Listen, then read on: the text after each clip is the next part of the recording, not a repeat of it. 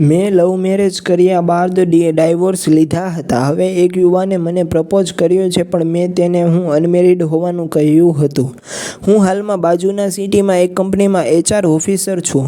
હું કોલેજમાં હતી ત્યારે મારું બ્રેકઅપ થઈ ગયું હતું. બાદમાં મારા એરેન્જ મેરેજ થયા હતા, પરંતુ મારા મિસ્ટરને મારા લવ અને બ્રેકઅપ અંગે જાણ થતાં એણે ડાયવોર્સ માંગતા મેં રાજી ખુશીથી આપી દીધા હતા. હું સર્વિસ પર જવા ટ્રેનમાં અપડાઉન કરું છું. તે દરમિયાન એક પોસ્ટ ગ્રેજ્યુએશન કરતા યુવાન સતીશ સાથે ફ્રેન્ડશિપ થઈ ગઈ છે. એને વાતચીતમાં મેં અનમેરિડ હોવાનું કહ્યું હતું. હવે સમસ્યા એ સર્જાય છે કે તેણે મને પ્રપોઝ કર્યું છે. એ મેરેજ કરવા માગે છે. એ મારાથી નાનો છે. એને હું ડાયવોર્સી હોવાની વાત કહું કે નહીં એ જણાવજો. તારી સમસ્યા તે જાતે જ ઊભી કરી છે. તું કોલેજમાં હતી ત્યારે તારી સાથે સ્ટડી કરતા એક યુવાન સાથે લવ થઈ ગયો હતો અને કોઈ કારણસર તારે એની સાથે બ્રેકઅપ થઈ ગયું.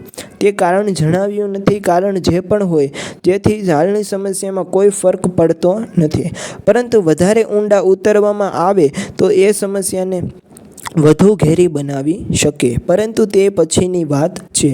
યુવાવસ્થામાં પગરણ માંડતા જ લવ થવો સ્વાભાવિક છે. કોઈ પણ યુવક યુવતીનું લવ કરવાનું સપનું હોય છે. તે પ્રમાણે તારે પણ કોઈ યુવક સાથે લવ થયો અને થોડો સમય ચાલ્યો પણ હશે. કયા કારણથી પછી તમારા વચ્ચે અણબનાવ થયો અને બ્રેકઅપ થયું તેની વિગતો મેં તે જણાવી નથી, પરંતુ ત્યારબાદ તને બીજા કોઈ સાથે લવ ન થયો અને તારા મેરેજ થયા.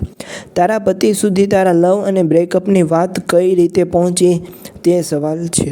એને ખબર પડી જ ના શકે, પરંતુ શક્ય છે કે તું જેને લવ કરતી હતી તે તારા લવરે જ તેને વાત પહોંચાડી હોય. કદાચ તારો એ લવર ઈચ્છતો ના હોય, છતાં તે જ ના કોઈ બ્લેન્ડરને કારણે બ્રેકઅપનો નિર્ણય કર્યો હોય, જેથી એણે તને હેરાન કરવાના ઈરાદે તારા પતિને આ માહિતી પહોંચાડી હશે, એમ માની લઈએ. બાકી તું પોતે તો ના જ જણાવે. એ પછી તું સારી કંપનીમાં HR ઓફિસર તરીકે સર્વિસીસ કરી રહી છે. તું યુવાન છે એટલે તારા મનમાં ઘણા કોડ હોવાના જ. તારા અપડાઉનની રોજિંદી ઘટનામાં તને સતીશ સાથે મુલાકાતીઓના કારણે ધીરે ધીરે વાતચીત બાદ મિત્રતા થઈ ગઈ. એ યુવાન સતીશ પ્રત્યે તને શરૂઆતથી જ સોફ્ટ કોર્નર સર્જાયો હતો. એ તને ગમી ગયો એટલે જ દરરોજની આવન જાવનમાં મૈત્રી થઈ અને આગળ વધી. તે તેને હું અનમેરિડ હોવાનું જૂઠાણું ચલાવ્યું. એ તારી ભૂલ કહેવાય, પરંતુ તેમાં તારા દિલનો દોષ છે. તું સતીશને ગમાવવા માંગતી ના હતી. તું જો એને મેરિડ હતી અને ડાયવોર્સ લીધા હોય એવી વાત કરત તો કદાચ તે તારી સાથેની મૈત્રીમાં વધુ આગળ નહીં વધે, એવો એને ડર હતો અને છે. હવે જ્યારે એણે તને પ્રપોઝ કર્યું છે ત્યારે તેને ખરેખર મૂંઝવણ થઈ છે. તારા ડાયવોર્સમાં તને કોલેજમાં એક યુવાન સાથે લવ હતો અને પછી બ્રેકઅપ થયું તે કારણ હતું. એ વાત તે પહેલેથી જ લગ્ન પહેલાં તારા પતિને કહી હોત તો કદાચ તેણે મેરેજ કર્યા ના હોત, અથવા લેટ ગો કરીને ભૂતકાળ ગણીને મેરેજ કર્યા હોત. તે વાત કરી નહીં અને તેને બહારથી જાણ થઈ તે કારણે ડાયવોર્સ લીધા. હવે આ કેસમાં એવું બને નહીં તેની તારે તાકેદારી રાખવી જરૂરી છે.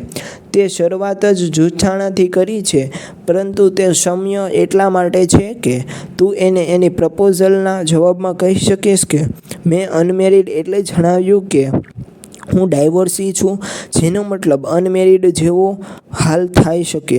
તને એનામાં રસ છે એટલે તારે પ્રપોઝલ સ્વીકારવામાં કોઈ વાંધો નથી, અને તું આ વાત મેરેજ પહેલાં કહીશ એટલે તે પણ તારી પરિસ્થિતિ સમજી શકશે.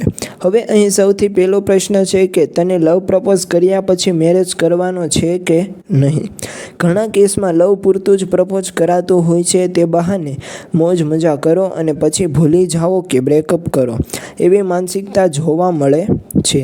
લાગણીને કોઈ જોતું નથી. આઘાત લાગે છે કે નહીં એ વિચારતું નથી. જ્યાં ભાવનાત્મક જોડાણ જ ના હોય એ લવ કઈ રીતે હોઈ શકે. એટલે તું પહેલાં તો તે પછી મેરેજ કરવાનો છે કે નહીં તે જાણીને પછી જ આગળ વધજે. બીજું એ કે તે અંગે કોઈ હજી સ્ટડી કરે છે. તે તારાથી નાનો પણ છે, એટલે તે અંગે કોઈ વાંધો ના હોવો જોઈએ. જોકે લવમાં વય જોવાતી નથી, બીજા ભેદ પણ ગણકારાતા નથી. વિવિધ મુદ્દાઓ અંગે બંને શાંતિથી બેસીને ચર્ચા કરી લેવી. સતીશ પોસ્ટ ગ્રેજ્યુએશન પૂરું કર્યા બાદ કોઈ સર્વિસ મેળવીને સેટલ થવા પણ કહે. જોકે તું સારી સર્વિસ કરતી હોવાથી કોઈ ફાઇનાન્શિયલ સમસ્યા નડવાનો સવાલ નથી. એટલે તું સૌ પ્રથમ તો તેની પ્રપોઝલ સ્વીકારી લે અને પછી આગળ વધજે.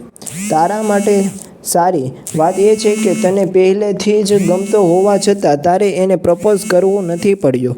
એણે તને પ્રપોઝ કર્યું છે, એનો મતલબ કે તે એને ચાહે છે, એ જ મહત્વનું છે. પ્રેમ હોય પછી બીજી બધી બાબતો ગૌણ બની જતી હોય છે. બસ હવે આગળ